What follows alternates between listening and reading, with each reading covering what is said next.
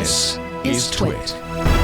Neil Stephenson wrote a great book in the 90s. It was actually a long essay, and the whole thing is online if you look for it. It's called In the Beginning Was the Command Line, and in which, among other things, he touches on what you're talking about earlier about, why drop the vowels out of things, and that Unix programmers just like to kind of whittle down the number of keystrokes they need in order to get what they want or to make it happen. And that's sort of the history of the way that works.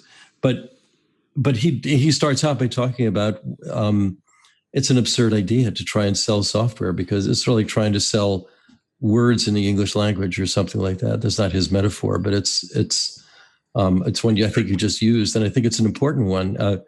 I recently discovered that I have, because I do photography, I have a new lens here. It's not a new camera, but it's a new lens anyway. Nice. and it's really good. It's a Sony.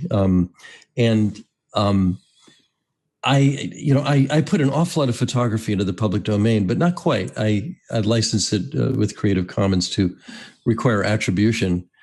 And I've discovered there are probably hundreds of thousands of these photos being used in the world. And I put a lot of them out there. And yet when I can talk to other photographers about this, they say, oh, but why are you doing that? You can make money with it. For the most part, I don't want to make money with that. I'm going to make money some other way, And most of what we do is not about making money. It's about being useful. And how can you be useful? And there's something there's sort of, I think there are two human imperatives. One is, I want to make money somehow by controlling things. We have opposable thumbs and we grab things and, we catch ideas. There's something about us that wants to containerize everything. And there's another one that's basically just wanting to be helpful. And I think these things are at war at all times. And I'm not sure we'll ever get over them. But that's sort of my theory of the moment on that. Well, I hope that many people can understand that you can be helpful and make money. And the two things do not have to be orthogonal.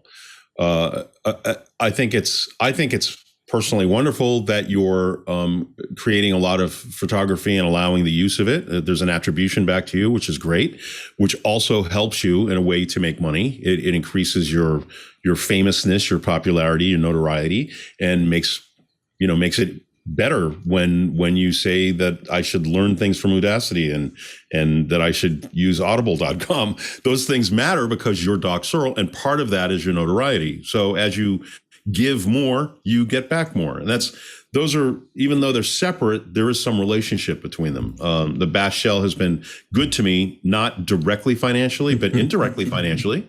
There's no question about that. But on top of that, you can build business models, true direct business models that rely on service, understanding, support. For example, Cygnus, Cygnus, was the first open source company. It eventually merged with Red Hat at great profit to the founders, all friends of mine. And Cygnus's motto was, we make open source, we make free software affordable. And large companies like Motorola wanted to use the GNU compiler because they would make new chips and it was easier to slightly modify the compiler backend from something that they had the source code to in order to make a compiler for those new chips. And then they wanted to use the debugger and so forth. And so they would pay, I think the initial fee was $100,000 a year to receive current versions ready built for their hardware of free software. Not the company also did consulting in order to write new backends, in order to support newer chips, but just to have the updated versions of these things, because it was way cheaper than hiring 3 engineers to do that job. We'll just give these guys $100,000 and they'll give us service and support. Everything about that company was 100% open source, and it advanced open source. And, they kept contributing back into the compiler and the debugger and so forth. And it's all great stuff. And they made a lot of money. So I'm writing mute here because there's a garbage truck immediately outside the window here. Sorry about that. But we're about out of time. I just have to ask you quickly if there's any question we haven't asked that you'd like to answer very briefly.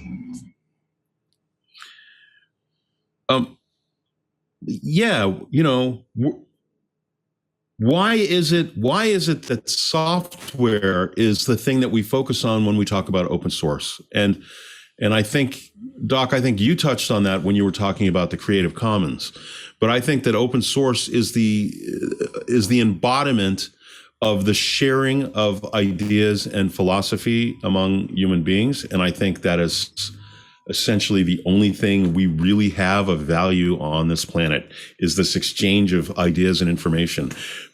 People talk about technology like it matters. I'm looking at you over a video and audio connection, and there's little bits on the screen doing this. But if I look deep, all I see is a number in a memory location. And if I look even deeper, all I see is electricity either flowing or not flowing.